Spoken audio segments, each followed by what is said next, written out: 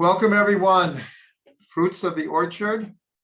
This week is Parshat Chayei Sarah. I'm going to read the first two verses, and that will get us into the whole Parsha. So it says, for those who are following, it's the 23rd chapter, the first verse, the beginning of Parshat Chayei Sarah. Vayu Chayei Sarah meya shana ve'esrim shana ve'sheva shanim shnei Chayei Sarah. And it was that the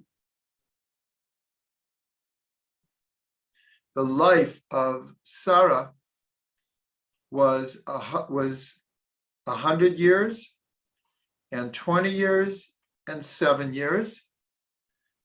These were the years of the life of Sarah.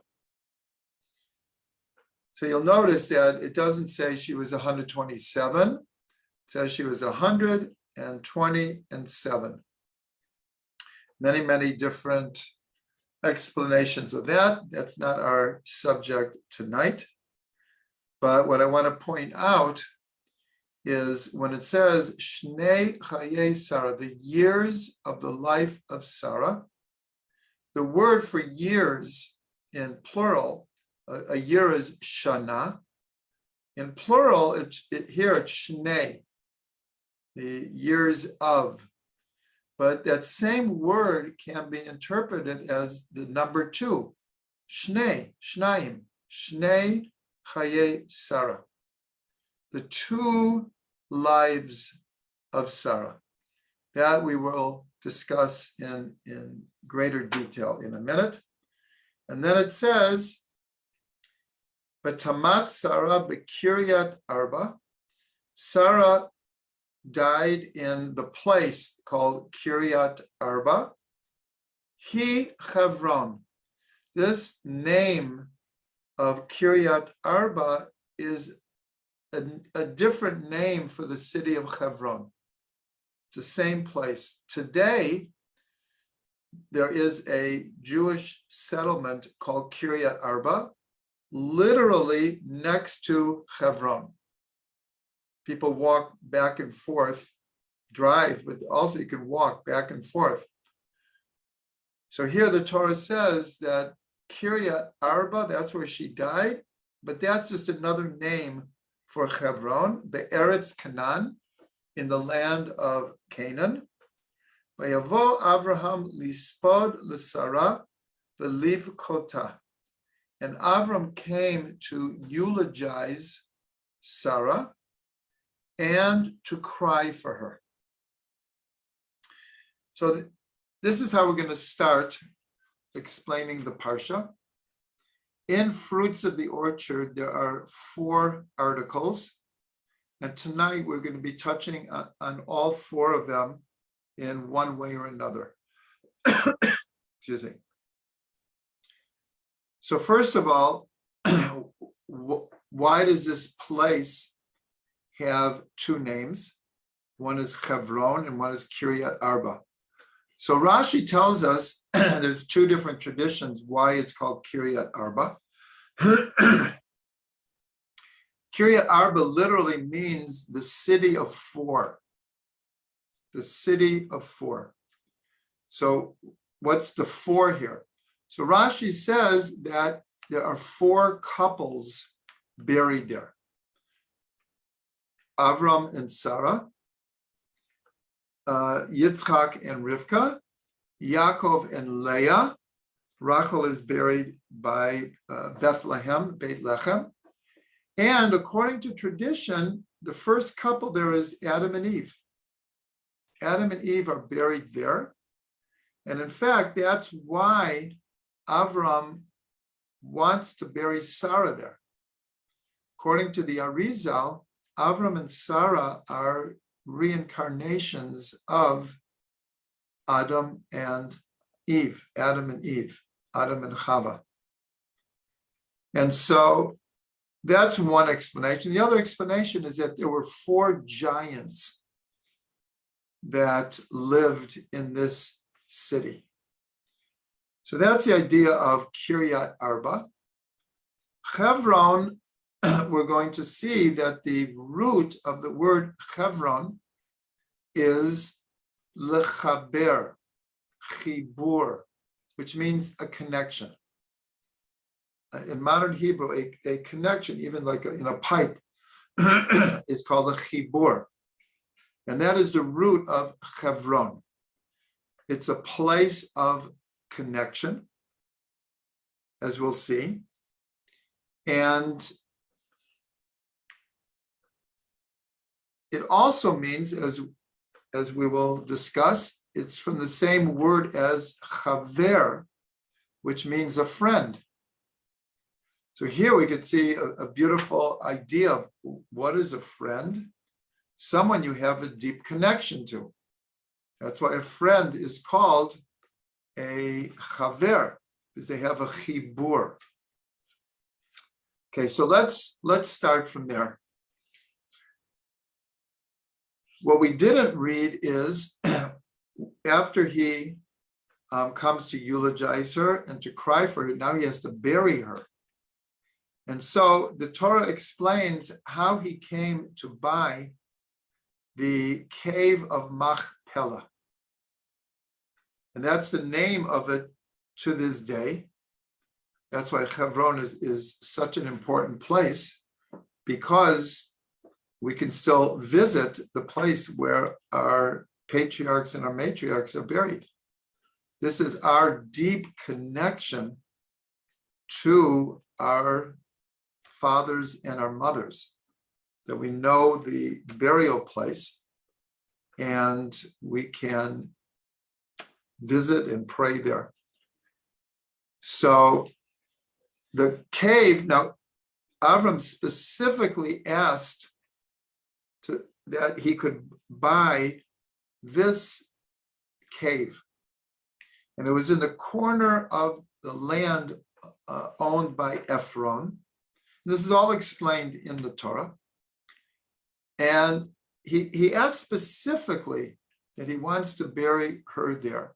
Now there's an amazing midrash that, if you remember last week, when the three angels, though they were in a sense dressed like human beings, came and visited Avram and Sarah and revealed that they would have a child, Yitzchak.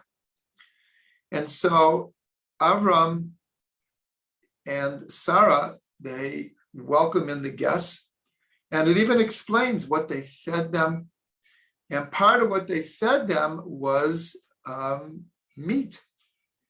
And so the Midrash says, and it says that he went and he got these cows and he slaughtered them and he prepared them for his guests. And so the Midrash says that he had some cattle, and the ones that he wanted, though, as he approached, ran away. Now, Avram and Sarah lived in Hebron at that time.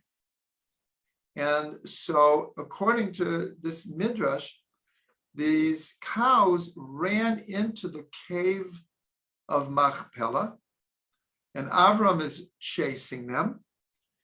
And he enters into the cave, and at a certain point, he kind of turns a corner, and he is hit with this almost blinding light, a physical or spiritual light.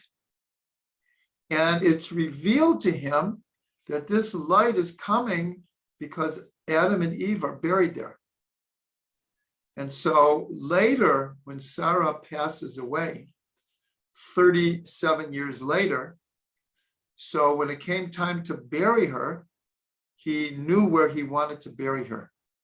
Now, the cave of Machpelah, the word Machpelah comes from the root kaful, which means double. Double. So one explanation is it could also mean like a pair. Kaful is like a pair.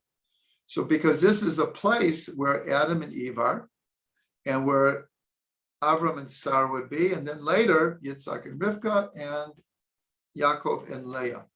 So it was a place where pairs were buried, couples were buried.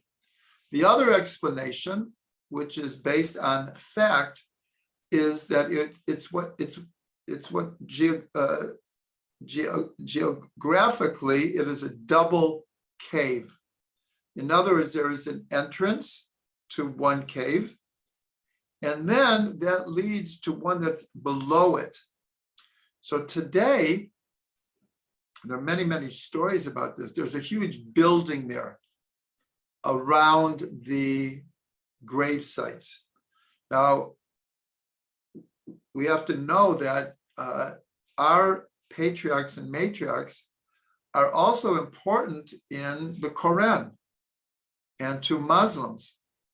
So it's actually Muslims who built this building because our patriarchs and matriarchs and prophets are also for Islam. And so I think around 1,000 years ago, this very imposing building was built around the burial sites. But it's known that when someone goes to visit and pray at Marat Machpelah, they're above. The real cave is below. Where they're actually buried is below, but it couldn't hold thousands of people. So they built this building and they put like markers as if they're buried there.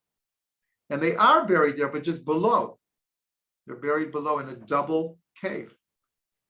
So Rashi tells us that's how it got its name, of Marat Machpelah, the cave of Machpelah. So now let's go back to this idea of chibur, the deeper meaning of Hebron. So probably people have heard many times that we know that we pray to Jerusalem, and specifically to where the temple was, the Temple Mount, where the Kotel is, the Wailing Wall. And wherever we are in the world, we face Jerusalem. And we're told that just like the cave of Machpelah is a double cave, we're told that above the earthly Jerusalem, there is the heavenly Jerusalem. And we're told that when we pray, no matter how far away are we, in Australia or Hawaii or Alaska or Argentina or Russia, all the prayers in a sense are channeled to the Temple Mount where they ascend. So the idea is that there is a chibur between the heavenly Jerusalem and the earthly Jerusalem. And that's one of the reasons why Jerusalem is such a special place, is because there is a mirror image of the earthly Jerusalem is the heavenly Jerusalem. So I'm saying this because there's a parallel idea with Hebron. And Hebron, in fact, the whole word is a chibur. There's some kind of a connection there. So I already mentioned on a very simple level is, since our patriarchs and matriarchs are buried there, the forerunners of the Jewish people, that our connection is when we go to Hebron and we're able to pray there. Now, I should mention that every year since 1967, this coming Shabbos, thousands of people, and I mean literally thousands and thousands of people, go to Hebron for Shabbat. I merited one time to go. I don't think there's a house or apartment in Hebron or Kiryat Arba that doesn't have people sleeping on every centimeter of floor in the house. When I went, we slept on the floor of a yeshiva, like this wall to wall people sleeping in sleeping bags on the floor. So that's this coming Shabbos. It's a tradition that because this Shabbos is all about Hebron. So the idea is that on a deeper level, so what other connection is there? So the whole thing is Sarah is the first Jew to die. And in fact, in the explanation of the Torah, the account of how Avraham, it says he comes and he eulogizes her, he comes and he cries for her, he gives her a proper burial. And we learn a lot about the mourning process. It hasn't been mentioned up to now. And really, it's only mentioned in one other place in the book of Leviticus. A couple other laws and customs of mourning and burial. So the connection is that Sarah, in her death, she, in a sense, paves the way, opens up the channel between this world and the world to come. So now I want to go back to the first verse where we said, Shnei Chayei Sarah, the years of the life of Sarah. And I said we could also read it, the 2 lives of Sarah. Well, what are the 2 lives? So we talk about life in this world, and then we talk about life after this world. And that's why the sages say tzaddikim in their deaths are called alive, and people who aren't so good in their lives are called dead. So Sarah she paved the way. Sometimes we have this idea of kind of black and white, of opposites, of life and death. But this is what we'll call the headquarters of the idea that it's really life, and life after the body passes away. Because we have a very strong tradition that our souls are eternal. The soul does not die. The body dies, and therefore the soul no longer is in this world, but is in the world, in a higher dimension, where the soul goes through a process of rectification and purification, and depending on the circumstances, perhaps is reincarnated to finish up business that wasn't taken care of, or to improve the soul even further, or to help the generation. Many different reasons why a person is reincarnated. But we see in the Torah that the whole idea of the eternity of the soul is never mentioned explicitly. But here in this story, it's hinted to. So much of the Torah is not explicit, is alluded to, and then we have the oral Torah, which is telling us, this is where you can see the source of this idea or that idea. So this is a very, very, very profound idea, is that the 2 lives of Sarah, it applies to all of us. As we've learned many, many, many times, and we will probably learn it again, all of the stories in the Torah, all of the personalities are archetypal.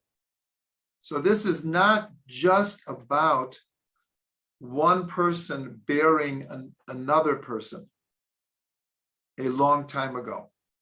Every story in the Torah is alive and teaching us and paving the way of reality as is experienced in every generation. So there's another very, very important aspect of the word Hebron, again meaning connection, is this is the first piece of Eretz Yisrael that Avraham comes to possess.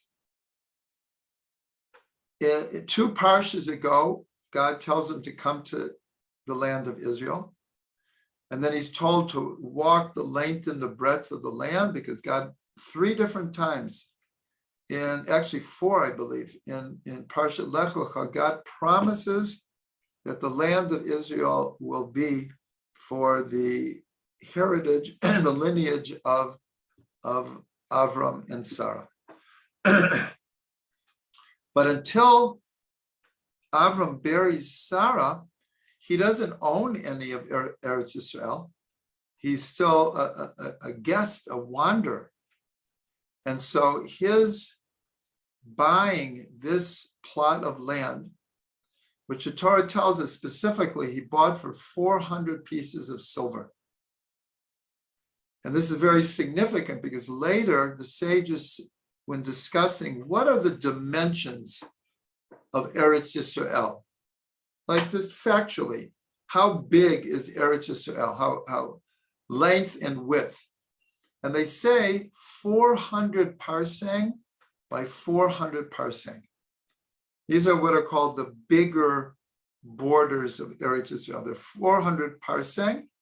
Parsang is more than a mile, actually much more than a mile. I don't know exactly, but it's much larger than what we call Eretz Yisrael right now, or the state of Israel. But it's significant because Avram buys it for 400 pieces of silver. Now, the Zohar says that in the world to come, there are 400 worlds of divine pleasure. 400 worlds of divine pleasure. So this is a deep connection. Usually I can't deal with the chats and teach at the same time, but I saw in the beginning that Bracha asked a question: is the 4 couples who are buried in Hebron connected to the 4 rivers that came out of the one river that watered the Garden of Eden? And that's a very, very insightful question, because there is a connection. Because along with this idea that Hebron is a connection between this world and the world to come, like it says in Pirkei Avot, it says, prepare yourself in this world, which is like a vestibule, so that you can enter into the wedding hall in the world to come. In other words, this world is the entranceway into the world to come.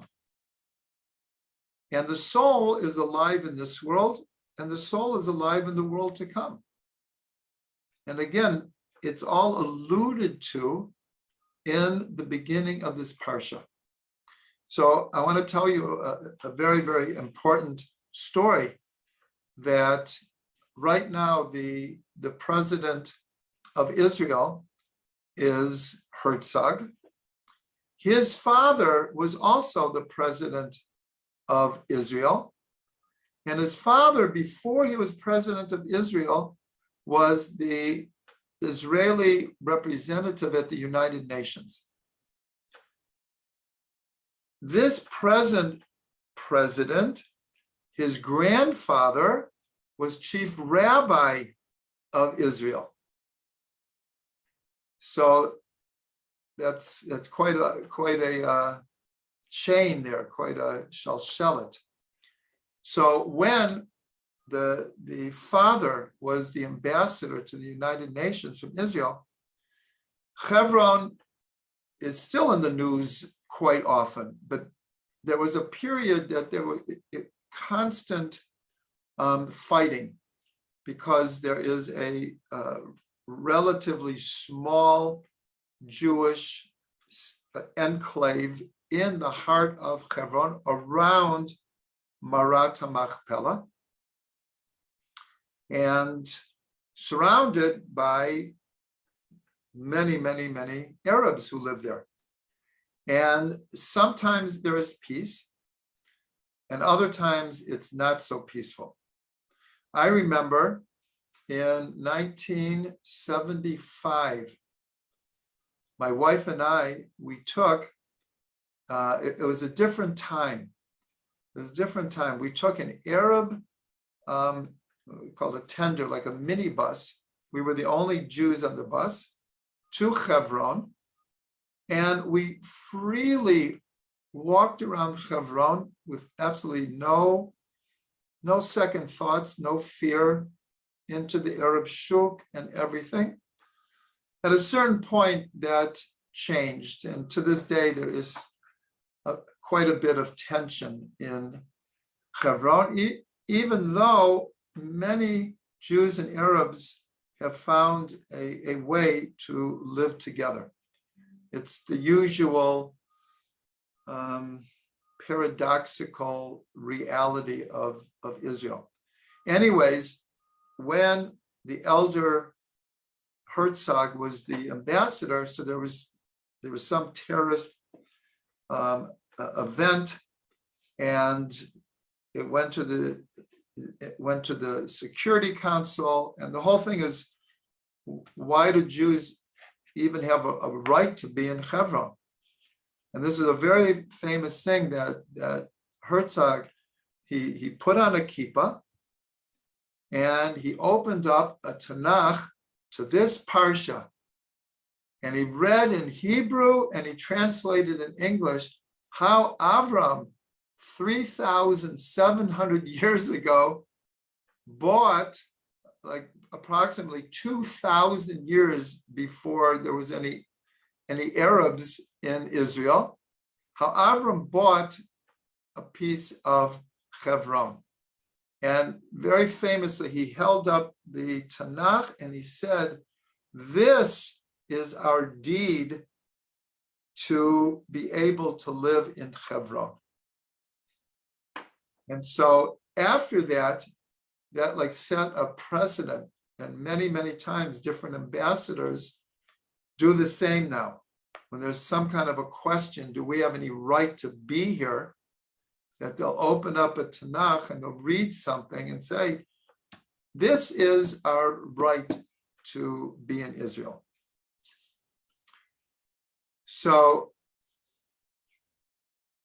along with this idea that Hebron is a connecting point between this world and the world to come, some say that the cave is an entrance to the Garden of Eden. One of the entrances, not the only, but one of the entrances to the Garden of Eden. And that's why in many, many different books or poems or songs or metaphors, the land of Israel is compared to the Garden of Eden, because it was connected to the Garden of Eden. So now I want to bring something up that's in the Fruits of Orchard in the first article. A very, very interesting idea is that when God came to Avraham and said, Lech lecha me'artzecha, go to yourself from your land. So where was he living at the time? He had left Ur Kasdim before that. He was living in a place called Haran. And in fact, that's where Avram sends his servant to find a wife for Yitzchak, and later Yitzchak will send Yaakov back to Haran, because the rest of Avram's family is still in Haran. But if you'll notice, the letters of Hebron and Haran it's the same three letters, Just that Hebron is an additional bet and vav. Haran is spelled chet resh nun.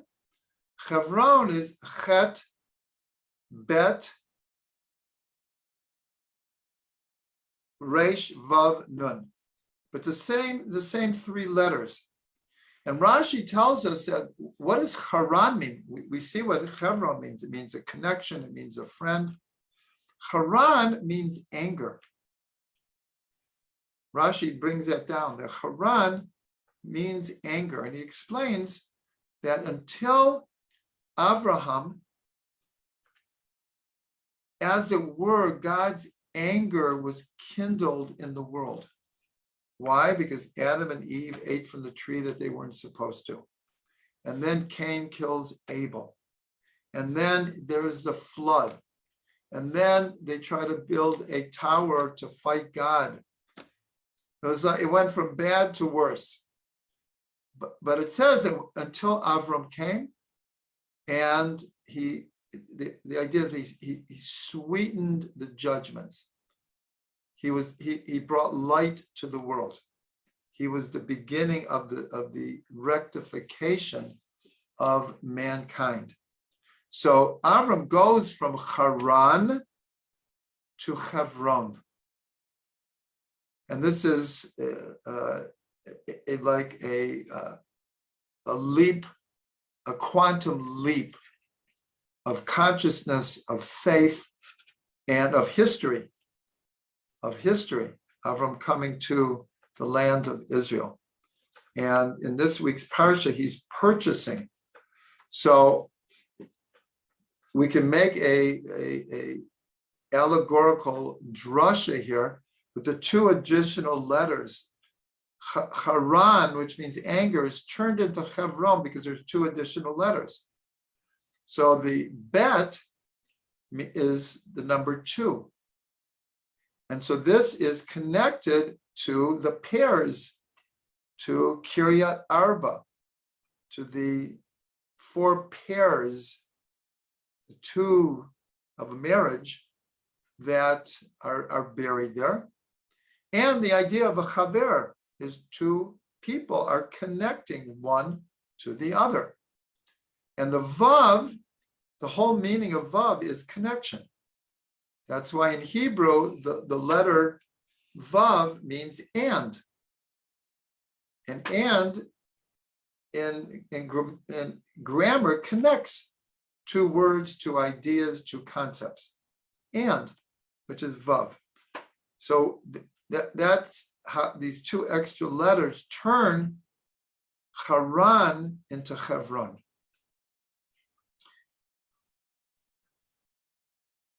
And in the prophet Isaiah, so when he's relating to the relationship between God and the Jewish people, so he goes all the way back to Avraham, and in God's name, he says, Avraham Ohavi. Avraham, and there's different ways we can translate Ohavi, is Avram who loved me, or Avraham who I love. You can just read it a little bit different with the same letters. So God is saying, Avram, this is the one that I love. And also, Avram is the one who loved God.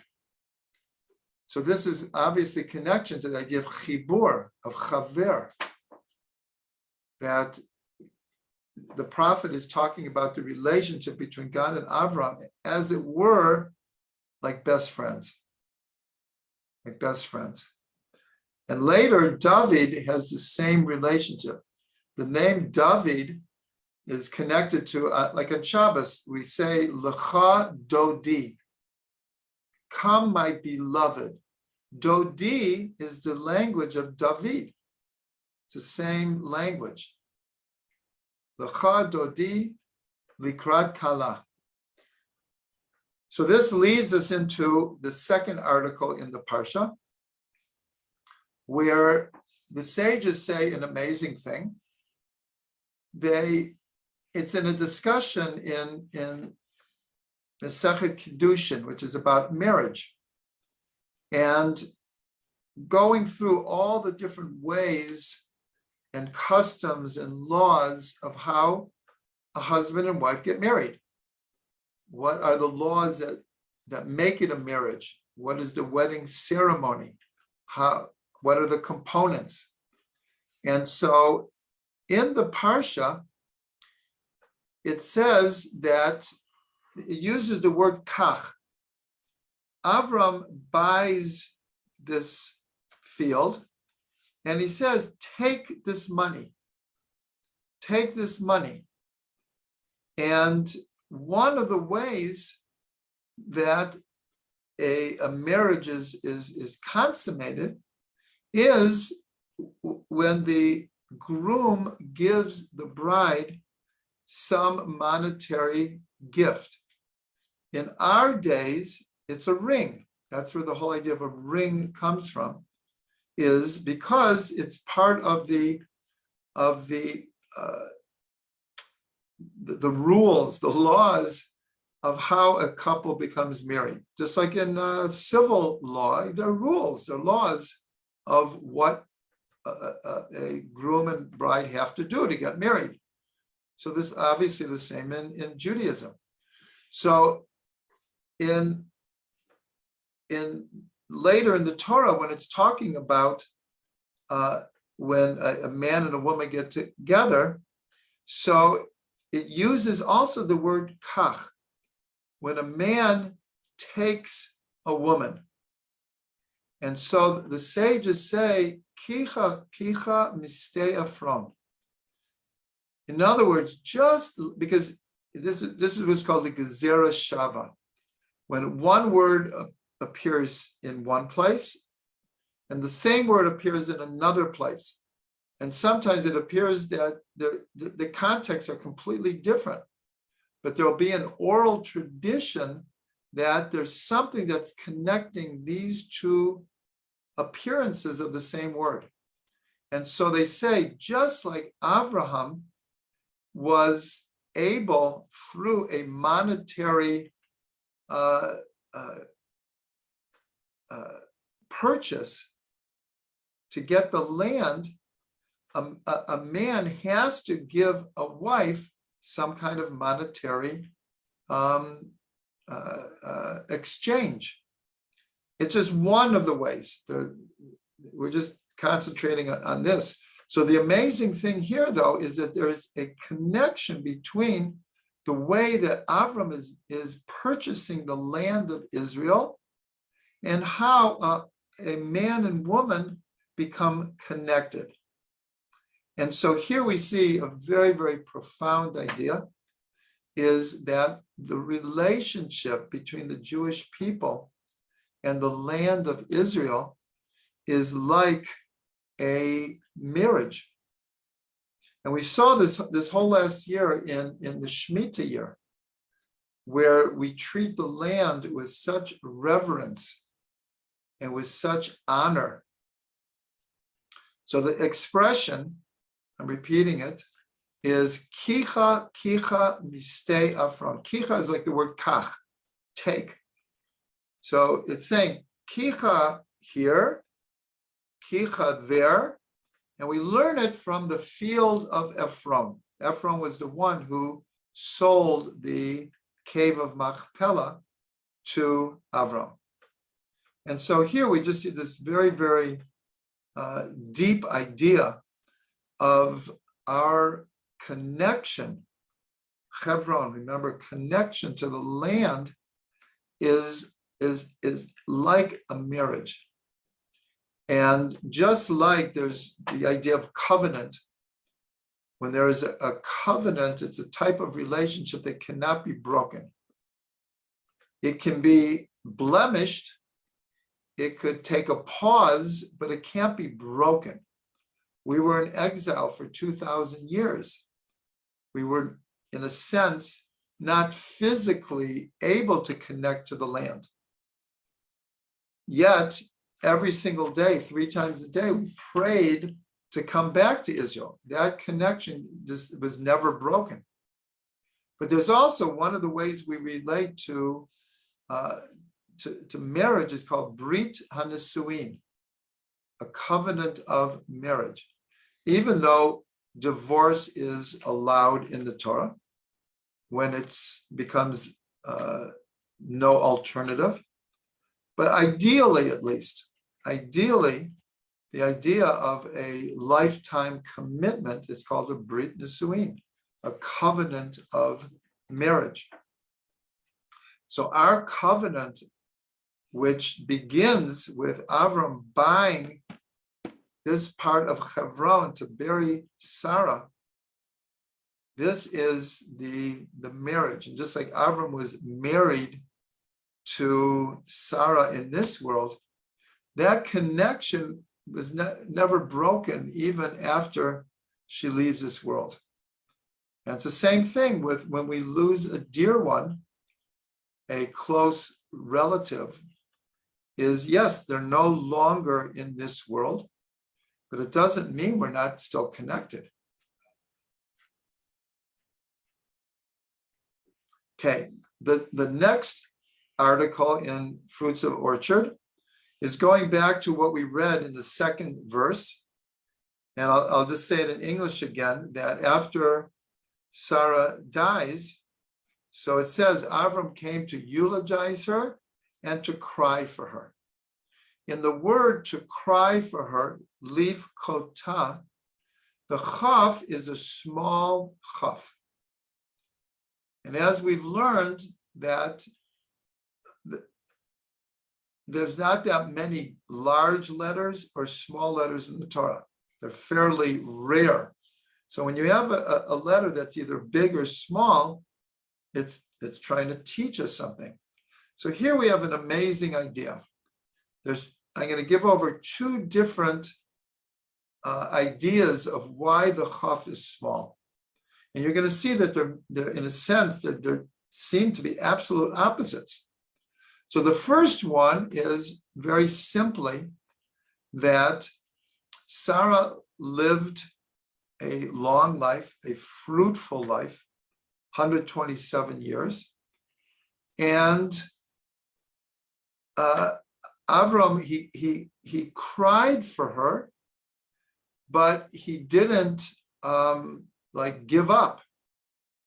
He didn't freeze or melt. And this is one of the things that we learn from the mourning process is, yes, we have to mourn. We never forget, and we're forever connected. But we're told we're not meant to mourn forever. So this little chaf is telling us, of course, Avram came and he cried. He cried. But we have to learn that it has to be in measure.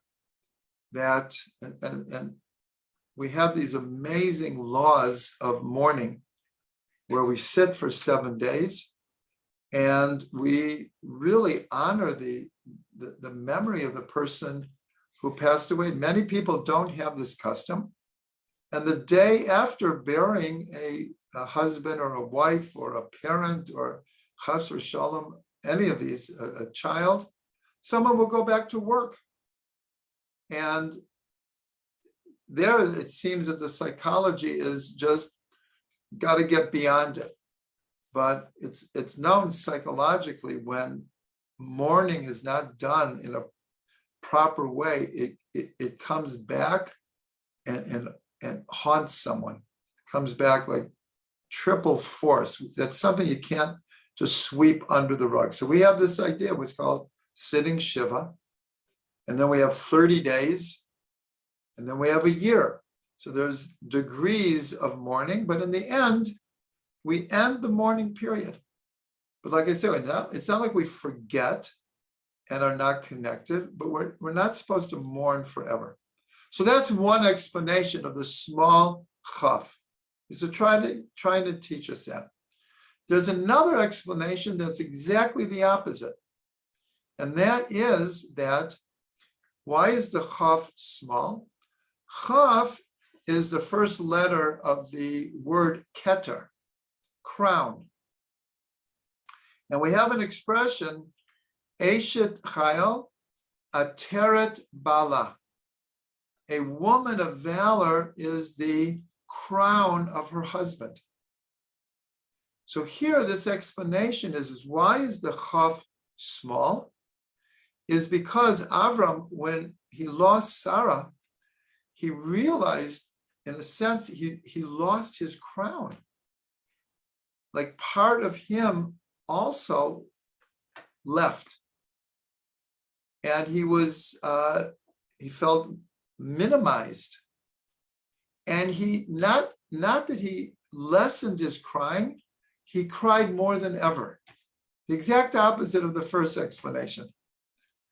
So this is a very, very typical idea where we'll see in a story that we can get opposite ideas of what happened in the story. So this leads to a dynamite question. So we could ask, the Western mind would say, okay, you gave me two different explanations. I want to know which one is true. Which one really happened? Did Avram minimize his crying, or did he cry more than ever? Which one is true? I want to know what actually happened. So in this particular case, we actually could explain it that they're both true. How? That initially, and this is very realistic, when someone first hears chas v'sholom of someone close to them who passes away, so that first 24 hours or 48 hours can be traumatic, especially if the death happened unexpectedly, suddenly. And so there we really cry. And then, because of the genius of our mourning customs, little by little we're able, through fulfilling these different customs and laws, we're able to integrate the new reality and little by little minimize the crying. So here, our first initial question would be, well, which one is right? And here we see a classic example of how you could say they're both correct. But now we have a different question that is connected to this. So this is a possible solution. It may be the true solution, and it maybe not. But there are other questions, let's say, especially let's say about the temple, where there will be a disagreement among the sages, a certain reality of where something was placed. Was it in the north? Was it in the south? Did it face this way? Did it face that way? So that obviously becomes much harder to say, well, it's both. An example is in the temple, in the tabernacle, the table of the showbread was in the north, and the menorah was in the south. No one disputes this. But there is a disagreement about the menorah, which, okay, it was on the south, but were the 7 branches of menorah, did they go from north to south or east to west? And there's actually a disagreement. And there's different traditions were passed down. So here you have an example where you really could ask, well, which one is right? So here, one thing we could see, though, is how honest and truthful the sages were, because they could have had this disagreement, and like I said, it's better that no one knows, that we don't know exactly which way it was. No, they Dafka wrote it down, and they wrote down the different proofs or reasonings why it was either this way or it was that way. And so this shows an incredible amount of intellectual honesty.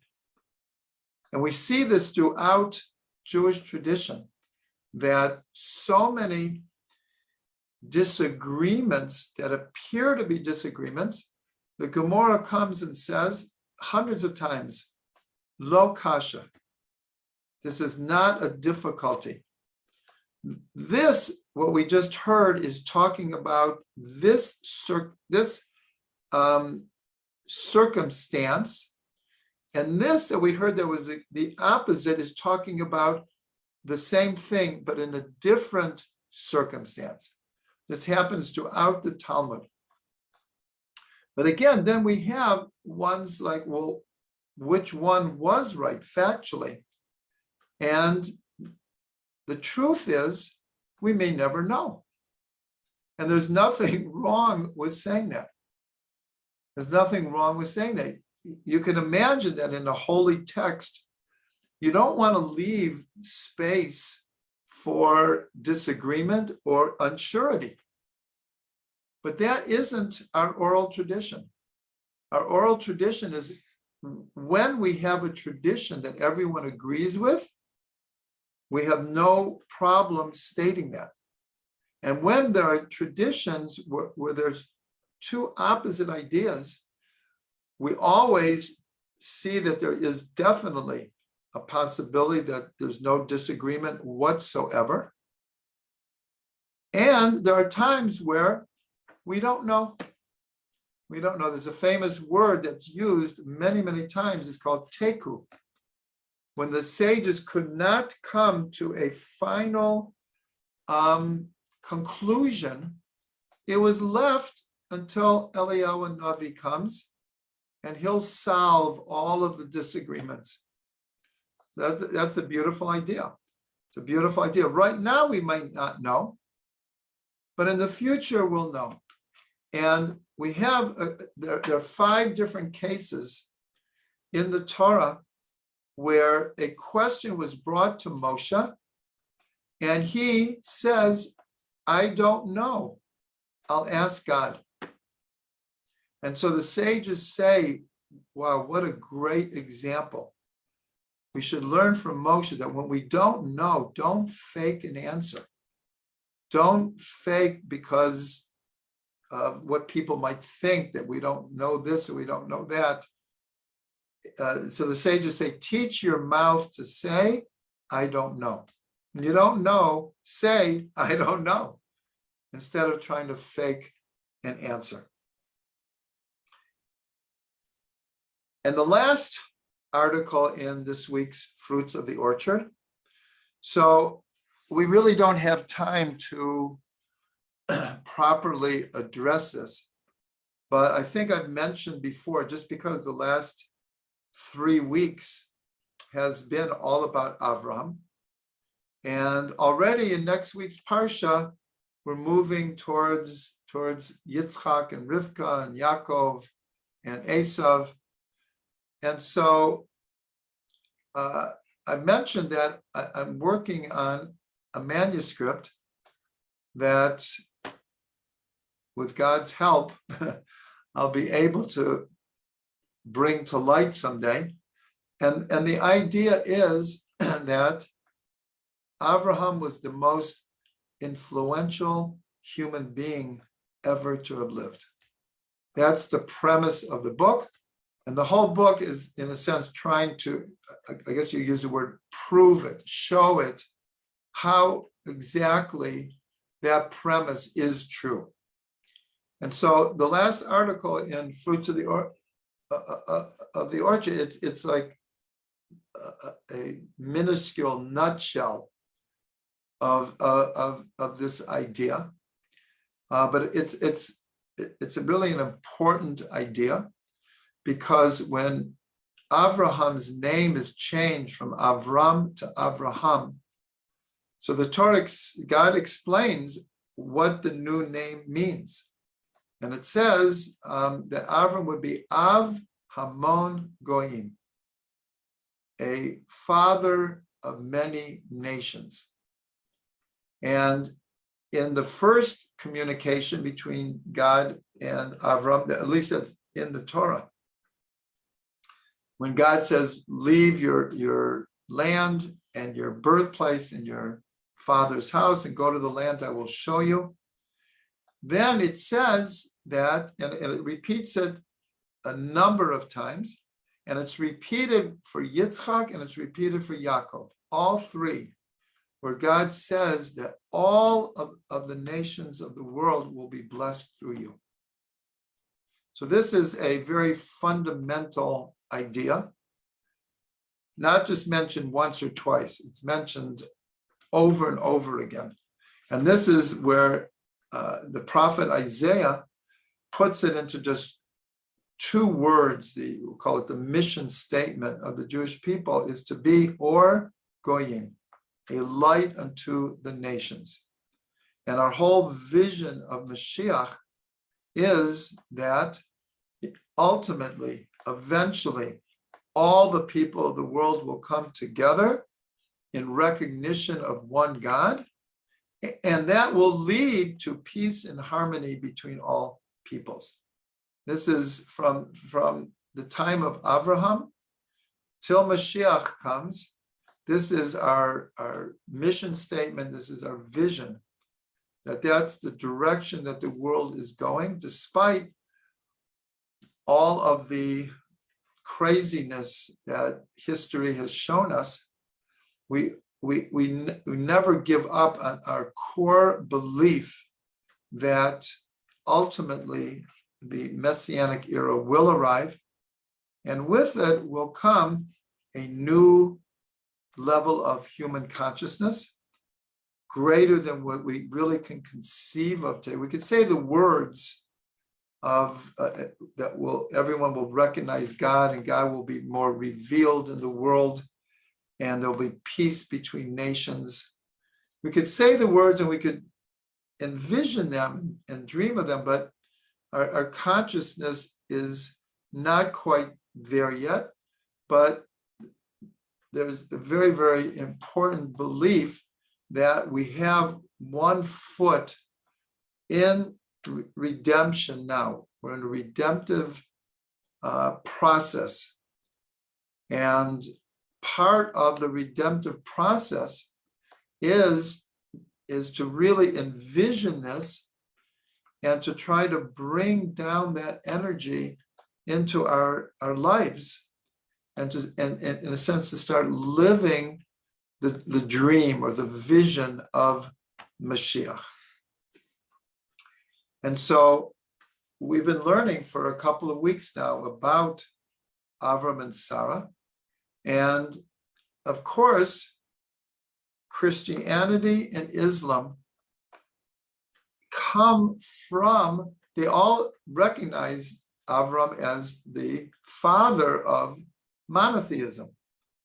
And that's why when they came to the political accords in the last few years, they called them the Abraham Accords. The idea is the original vision of Avram is actually being implemented, making peace, especially between enemies, because we're not meant to be enemies. And so both Christianity and Islam, right now is not the time to go into the specifics, but both of them draw their inspiration and their inception from Avram. Like the amazing thing is one of the pillars of Islam is at least once to go to Mecca. And in Mecca, there is what's called the Kaaba, this black monolith, where when they do the Hajj, the whole thing is to go around this black monolith. And the amazing thing is that in their belief system, it was Ishmael who was brought to the altar by Avraham in Mecca. So we could see how the inspiration, this is just one example, this is one of the pillars of Islam. It comes from the story of the Akedah, as simple as it is. In this week's Parsha, at the end of the Parsha, Avram marries again a woman named Keturah, and here's another disagreement. Some say she was actually Hagar. She was the mother of Ishmael. And after Sarah dies, he remarries in a sense, Hagar. Others say, no, it was a completely different woman. Here again, so here you have two opposite opinions. And different traditions come down. Was she a different woman or was it Hagar? So here again, it's a possibility. They're not disagreeing because like Rambam says that when a person does tshuva, he becomes another person. He's not the same person. So in a sense, we could see that it was Hagar, but in those years when she was not together with Avram, she had changed so fundamentally, so dramatically, it was as if she was a different woman. So that's a possibility, but it's also a possibility that it's either it was a different woman or it was Hagar. Anyways, whoever it was, he had more children and he had grandchildren. And then it says at a certain point, he gave everything he had to Yitzchak, and he sent all of these other children and grandchildren to the east, and he sent them with gifts. So here there's much discussion, what gifts did he give them? Rashi brings one tradition, that he gave them names of impurity. But then the question is asked, why would Avram do this? Why would Avram give them names of impurity? So some say it was to guard them when they went to the east. Remember, it was still a pagan idol worshiping world out there.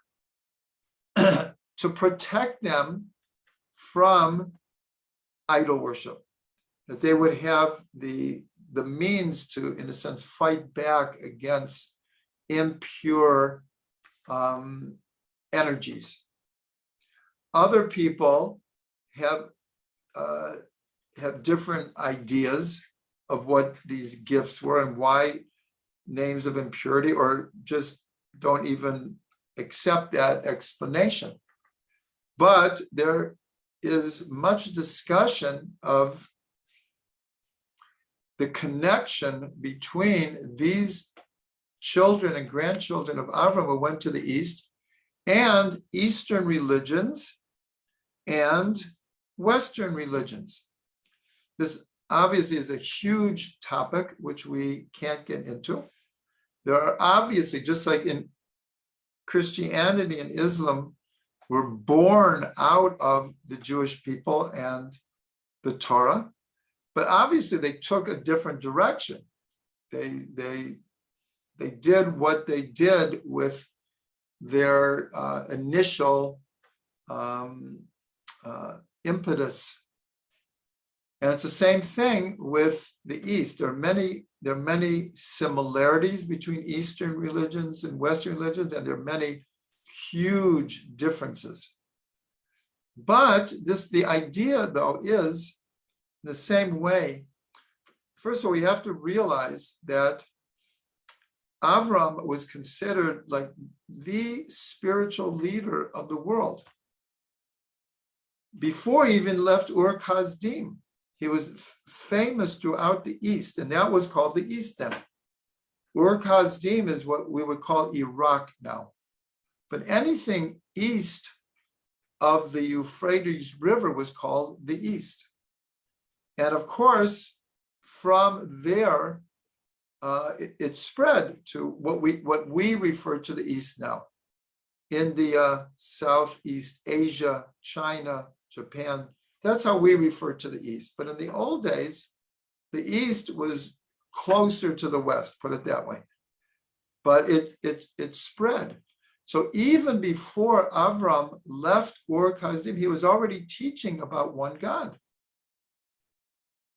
He was already teaching about one God, and that's why he ended up being thrown by Nimrod into a fiery furnace, because like Nimrod did not want Avram teaching, but Avram was the primary astrologer, the genius of astronomy of the whole world. And there are many, many traditions that, in fact, when in this parsha, when Avram approaches the people of Hebron to buy this piece of land, they refer to him as a prince, as a prophet. Everywhere he went, he was famous. Later, we have the same thing with King Solomon, with Shlomo HaMelech. It says that all the kings of the East came to Jerusalem to sit at Solomon's feet and learn his wisdom. And eventually they went back. The same way the Queen of Sheba came to learn from Solomon. So here we see, we're going back thousands of years, there was a deep connection between Avram and what later became call it the Western religions, which of course have spread to the East. There are Christians in China, there are Christians in South Korea, in Japan, in India. And of course, there's Islam in Indonesia and Malaysia. It's not like a black and white world. So Islam is spread all over. Christianity is spread all over. And we see, again, I did it in what's called a nutshell, that the influence of Avram spread not only to Christianity and Islam and the Western world, the whole Western world, even what we'll call the secular world, is tremendously influenced by the Torah, the Bible, and Judaism. Enormous, especially if you look in the Parsha of Mishpatim, the Torah portion after we receive the Ten Commandments. You see so much of civil law as it's practiced all over the world, already enshrined in the Torah. And of course, Jews went all over the world, everywhere. So that's how I'm going to end here, that is the premise of this idea that in all of history, even though there are other candidates that we could think of, but no one had the influence then and even now that Avram had. And so we're privileged in these parshas to be reading about Avram. And again, we're reading these archetypal stories. And hopefully we we were able to delve a little bit into deeper ideas of what may appear to be just names of cities and the name of a cave and how many pieces of silver he bought the cave for. All of these are highly symbolic and fundamental to the inner dimensions of the Torah. So we should all be blessed to continue to delve deeper and deeper, and the Torah should continue to reveal more and more insights to every one of us.